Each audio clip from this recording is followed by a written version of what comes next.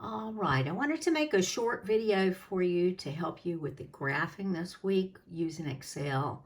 Sometimes it's easy to read through those instructions and sometimes it's not. And sometimes it's easier just to watch a video and see how it works.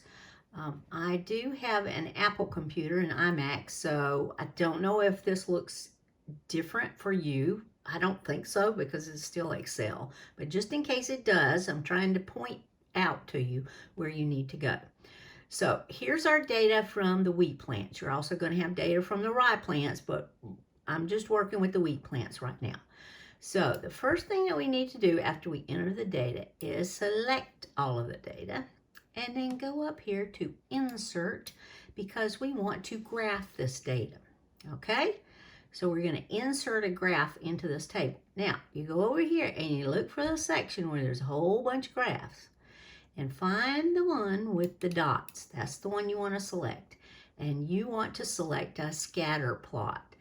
This means that the graph will plot just the data points. So here we go. Wow, that is so small. Let me try to make it bigger so we can actually see it. There we go. All right, here's all of our data from the 3 wheat plants graphed. Now the instructions tell you that the next thing to do is add a trend line. So what the heck is a trend line? Well, you want the computer to generate some lines that represent how this data is moving, okay? How it has changed. And so that is called a trend line. You do not connect the dots to make a line in science. You find trend lines. So what is the overall trend of the data? And as you can tell, from week 0 all the way to week 8, the plants actually grow in height. That makes a lot of sense. All right, but we want to see what the lines look like. So let's pick the first set of data for wheat plant 1. That would be the blue dots on my computer. So I just click on one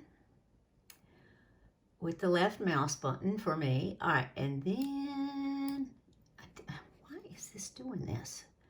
I do the right click, there we go, and add a trend line. See right there? Now there are other things that you can do, add data labels and all kinds of stuff. But anyway, add the trend line. That's what we're going to do, so click that. Now over here on the right-hand side, you will see a bunch of stuff that pops up. Well, what kind of line do you want? Well, this is going to be linear growth because, you know, the plant gets taller and taller and taller as time goes by. It's not exponential growth, it's not logarithmic growth, etc., etc. It's linear growth. So we got the right line clicked, and the computer recognizes that too. All right, the instructions tell you that you want to display your equation. And that is an equation that explains what this data is doing that you have made a trend line for. And here is the equation right here, which I have not figured out how to make any bigger, so I'm just going to talk you through this. So what the heck is that equation for? It helps you to go back to that data and figure out what might have happened in week 3, say week 3.5, all right? Instead of trying to guess what that number is here, it would be somewhere around this point right there, okay? Instead of trying to guess that number, that equation right there tells us how to calculate it. So y is the height of the plant, and that's what you want to find. And x is the week. So if we look up here to this equation, 1.2381 times the week, 3.5, plus this other number, 0.9286, will give us exactly the height that we predicted that wheat plant would have been if you look at week 3.5. So that's what the equation is for. So you can figure out what else could have happened, what else probably happened during that time period. All right, so that equation is important, and the instructions tell you to find the equations for each of these data sets, which you will do. Remember, all you have to do is click once on the data points, right click, add a trend line. There it is over there.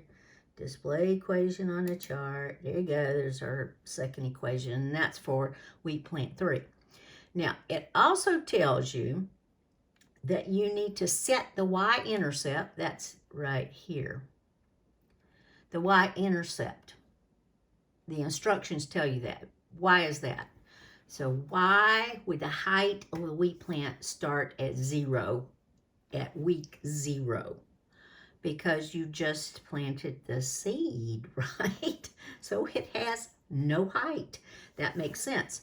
So to set the y-intercept, you go right over here and watch this line right there, okay?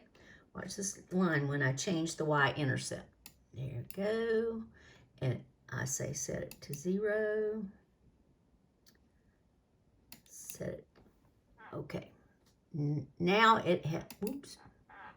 You will see that the equation has changed and you don't have that plus anything after it anymore. And that's because the y-intercept is 0. So if you want to predict what happened in week number 6.5, you just plug that in to y equals 0.9853 times 6.5, and that will give you most likely and very close to the height of that wheat plant during that particular time. So that's why you have the equations. One other thing to notice is that you can display R² values, and that tells you how closely, right there it is, how closely the data fits this trend line. The closer that number comes to 1, that tells you that the data actually does fit that trend line very, very well. Okay? So if you have an R² value of 0.03, something like that, that means that line does not fit your data. But in our case here, the R² value is 0.9853 just for this particular line. And that means it does fit it quite nicely. Okay, that should help you a bit with this graphing exercise. Realize you have to do this for the wheat plants and the rye plants, and this is just an example of how it works. And if you have any other questions, be sure and email me, m.sigmon@snhu.edu. I'm here to help you.